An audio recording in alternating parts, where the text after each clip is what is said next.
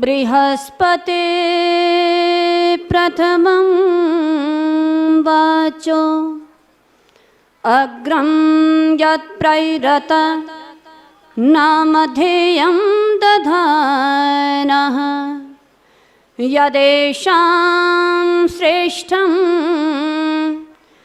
यदरिप्रमासीत्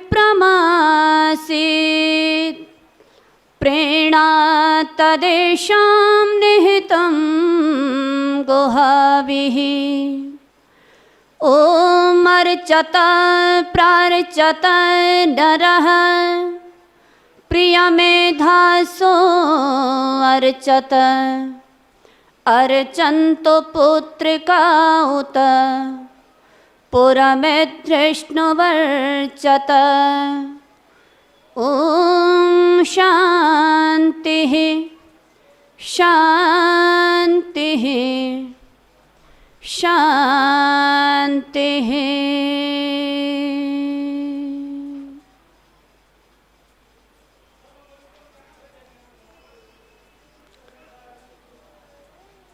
गुरुकुल पोंधा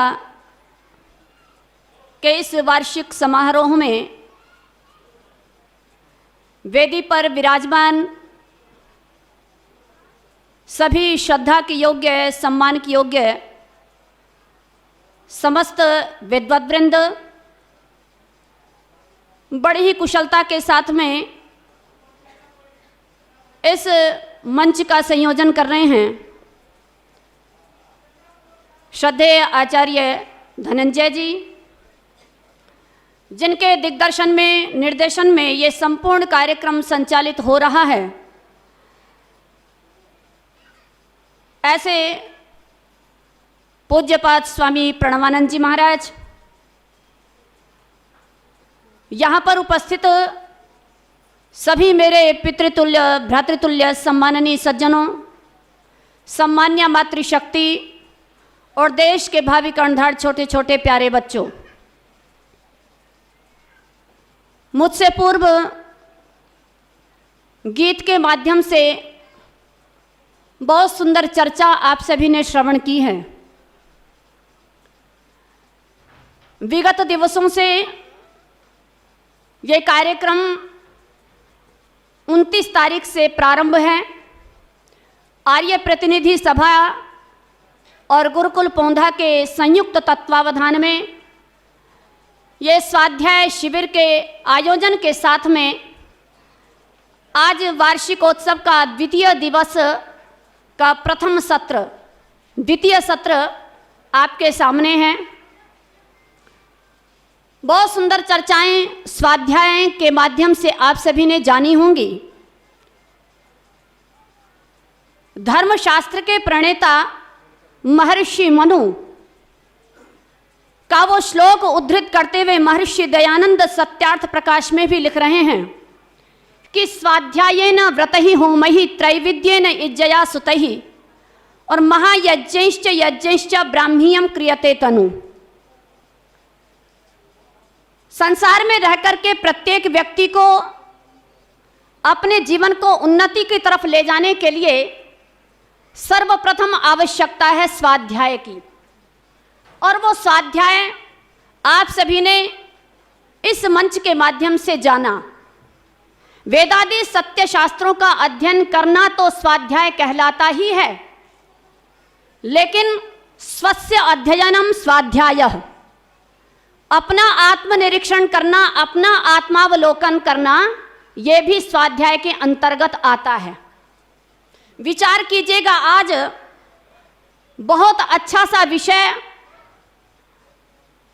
जिसका कि सबको अनुकरण करना चाहिए, विचारणीय वो विषय आपके सामने प्रस्तुत है। महर्षि देवदयानंद ने राष्ट्र की उन्नति के लिए अपना कितना योगदान दिया, वो हमारे जीवन के अंदर भी उतरना चाहिए, क्योंकि जो ऋषि वाक्य होते हैं वो जीवन में उन्नति के लिए होते हैं और उनको हमें अपनाना ही चाहिए। लेकिन हम अपना अपना आत्मावलोकन ये करें कि क्या हम राष्ट्र की उन्नति के लिए अपना अपना योगदान अपने अपने तरीके से दे पा रहे हैं या नहीं। निश्चित रूप से मैं ये कहना चाहूंगी कि जो आज हमारे समाज में वातावरण दिखाई दे रहा है, जो दृष्टिगोचर हो रहा है, आप उसकी तरफ जरा विचार करें कि अभी अभी दिल्ली की घटना है, 4-5 दिन पूर्व की, वो साक्षी के साथ में वो जेहादी बालक इस प्रकार का व्यवहार करता है, लेकिन वो तो कर ही रहा है, पर वहां से गुजरने वाले लोग, उसको देखने वाले लोग कितना अपना योगदान दे रहे हैं, ये समझने वाली बात है। कि हम बड़ी बड़ी बातें बना करके चले जाएं कि राष्ट्र की उन्नति ऐसे होती है, राष्ट्र का संवर्धन ऐसे होता है, लेकिन हम स्वयं क्या कर रहे हैं।